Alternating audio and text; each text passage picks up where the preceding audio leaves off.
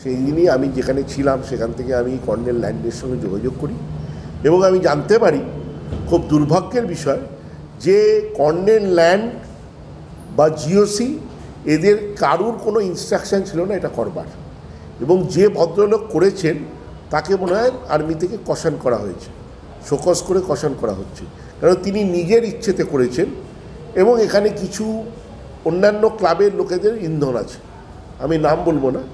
তো তারপরে colonel land নিজে আসেন 3টের সময় পর্যবেক্ষণ করতে, এবং তারপর উনি আমাকে ফোন করে অ্যাপোলজি চান যা ঘটনা ঘটেছে তার জন্যে, এবং ডিসেম্বর মাসের ফার্স্ট উইকে ঠিক হয়েছে উনি আর আমি বসবো, আমরা একসাথে এখানে ইন্সপেকশন করব, কোথায় কি আরও করতে হবে, আমাদের যে বক্তব্যগুলো আছে সেগুলো উনি দেখবেন, এবং উনি বাড়তিরে লিখিতভাবে আমাকে হোয়াটসঅ্যাপে অ্যাপোলোজাইজ করেছেন এই ঘটনাটার জন্য।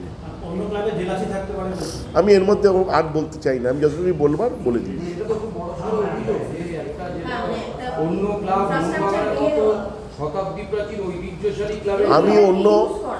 আমি এটা আমি নাম করে বলতে পারি, এর মধ্যে ইস্টবেঙ্গল বা মোহামেডানের কোনো ছিল না, আমি নাম করে বলে দিচ্ছি, আপনারা ওই দিকে টেনে নিয়ে যদি যান তার জন্য আমি বলে দিচ্ছি ইস্টবেঙ্গল বা মোহামেডানের কোনো ভূমিকা নেই,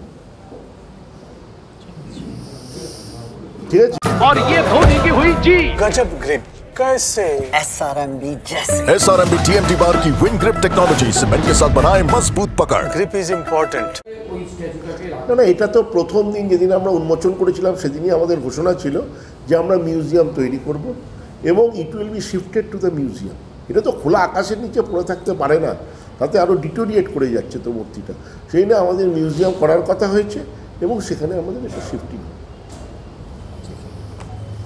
एक्स्ट्रा टाइम।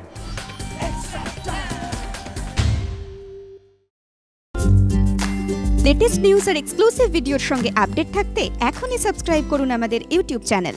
বেল আইকনে ক্লিক করতে ভুলবেন না যেন।